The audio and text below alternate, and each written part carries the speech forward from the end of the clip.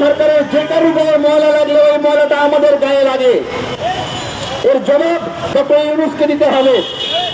Doctor Yunus স্যারকে বলছি, আপনি যে সরকার গঠন করেছেন, আপনি যে পরিমাণ সহযোগিতা পেয়েছেন, যে পরিমাণ সহানুভূতি পেয়েছেন, এই পরিমাণ সহানুভূতি কেউ পায়নি।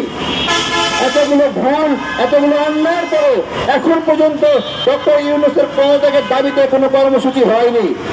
তাহলে এত আরাম পেয়ে সুযোগ পেয়ে ভেবেছেন যে আপনারা এখানে যা খুশি তাই করবেন, তা হবে না। আমরা সুনির্দিষ্ট হলে বলি, আপনারা কি আপনাদের অবস্থা শেখ হাসিনার মতো চান? বলুন। আমরা প্রতিজ্ঞা করে বলছি, আমরা আপনাদের অবস্থা শেখ হাসিনার মতো হতে দেব না। শেখ হাসিনার মতো হতে দেব না। এই এক একটা উপদেষ্টা ভালো করে খেয়াল করেন, যে কয়েকটা উপদেষ্টা নির্বাচনের খায়েশ নিয়ে এখানে কুটুর কুটুর করছে, ওই সকল উপদেষ্টার বাবারা তার এলাকায় মাস্তানি করছে।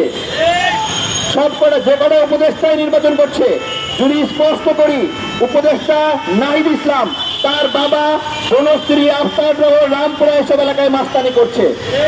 নব্য মাস্তান। আগে আমরা শুনতাম যে বাপে হলো এমপি, বেটায় মাস্তানি করে। এখন শুনতে হচ্ছে বেটাই হলো এমপি আর বাপে করতেছে মাস্তানি। উপদেষ্টা আসিফ মাহমুদের বাবা তার এলাকার এই মুহূর্তে অঘোষিত এমপি, তাই তো? বেটাই উপদেষ্টা হয়েছে, বাপে নেতা হয়ে গেছে। উপদেষ্টা মাহফুজ আলমের বাবা, সে তার এলাকার বড় নেতা হয়ে গেছে। সবার ভাগ্য বদলাচ্ছে।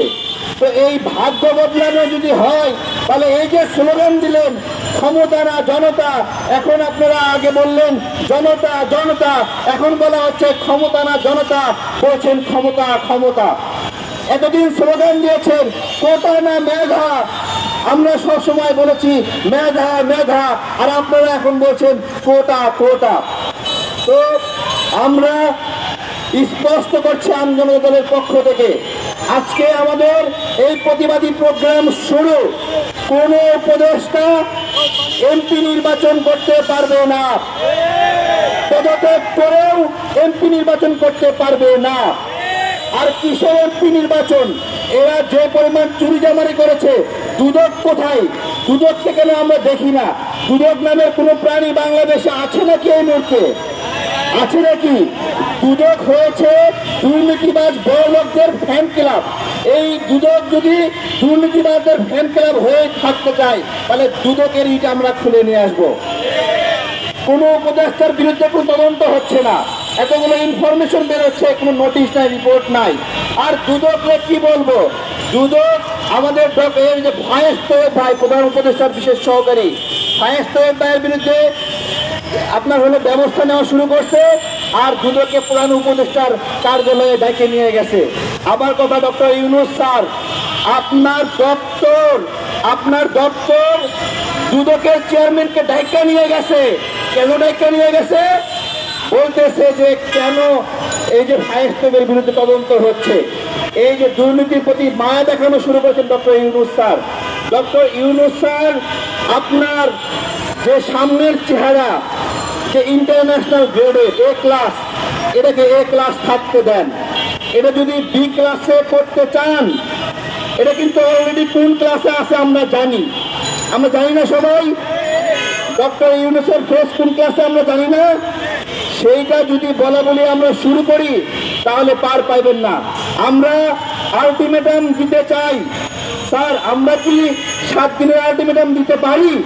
যে আলটিমেটাম হলো একটা নির্দিষ্ট আইন পাস করতে হবে। তত্ত্বাবধায়ক সরকারের এই আইনটা আছে যে তত্ত্বাবধায়ক সরকারের কোনো উপদেষ্টা নির্বাচনে অংশগ্রহণ করতে পারবে না। এই সরকার কি তত্ত্বাবধায়ক সরকারের মতো নয়? অন্তর্বর্তীকালীন সরকার কি তত্ত্বাবধায়ক সরকারের মতো নয়? তাহলে যেই আইন তত্ত্বাবধায়ক সরকারের জন্য আছে, সেই আইন এই সরকারের জন্য বলবৎ। এবং ওই আইনটাই যে তত্ত্বাবধায়ক সরকারের কোনো উপদেষ্টা নির্বাচন করতে পারবে না, একইভাবে অন্তর্বর্তীকালীন সরকারের ক্ষেত্রেও নির্বাচনে অংশগ্রহণ করতে পারবে না। আইন লাগলে আইন নেই, কিন্তু উপদেষ্টাদের এমপি করতে আমরা দেব না, নির্বাচন করতে আমরা দেব না। 7 দিনের আলটিমেটাম ডক্টর ইউনূসকে নিশ্চিত করতে হবে 7 দিন পরে আমরা আবার প্রোগ্রাম দেব।